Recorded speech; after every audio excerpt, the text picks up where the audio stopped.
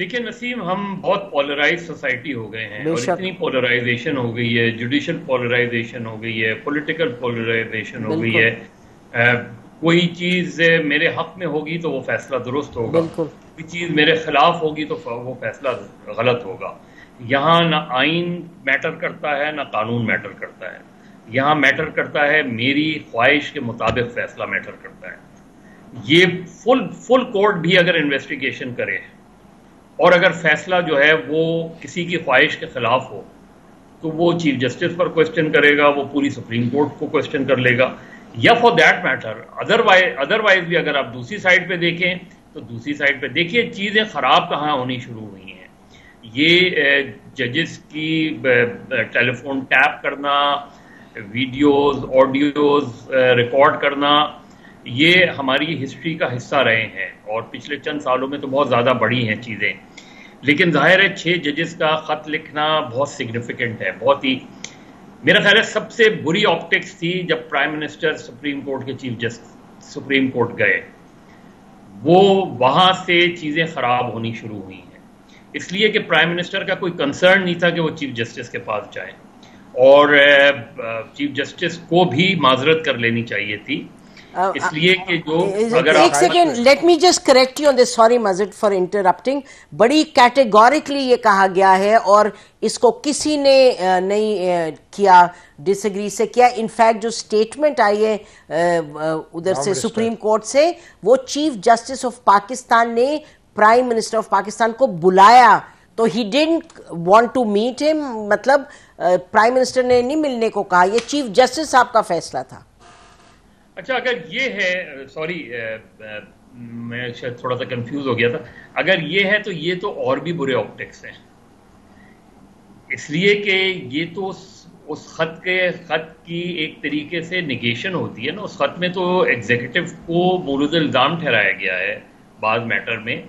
क्यों बुलाया? अगर इसका मतलब ये है कि जो कमीशन ऑफ इंक्वायरी बना है वो भी सुप्रीम कोर्ट के ही कहने पर बना है फिर, और ये तजवीज़ भी जाहिर है बुलाया तो इसी वजह से किया होगा। कोई उनको समन, यानी सच कोई लीगल समन तो नहीं किया गया उनको। तो ये तो मेरे लिहाज से और भी चीज़ें हैं।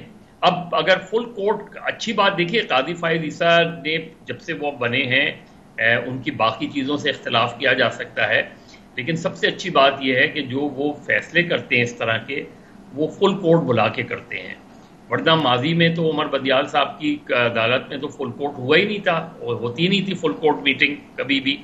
तो ये जो भी फैसला हुआ है इसमें बज़ाहिर जजेस का डिसेंट नज़र नहीं आता इस मामले पे। अगर है तो मुझे नहीं मिल, लेकिन जब फैसले का ऐलान हुआ तो ये चीज़ें हुई हैं जिस तरह मूव कर रही हैं।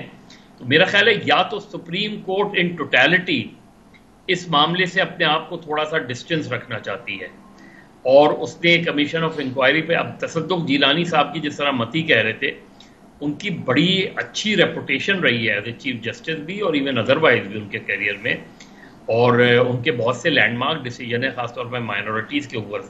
ये एक बहुत सेंसिटिव मामला है, और इस पे वो आके इस वक्त जो भी रिएक्शन आ रहा है बार एसोसिएशन का, एमिनेंट लॉयर्स का, उसको यकीनी तौर पे तसद्दुक़ जीलानी साहब जैसे फॉर्मर चीफ जस्टिस ज़रूर इस पर गौर कर रहे होंगे कि मैं अगर इसमें आया और इसमें अपने आप को इन्वॉल्व किया और शुरू की, तो इसमें मुझे कोऑपरेशन कहाँ से मिलेगी?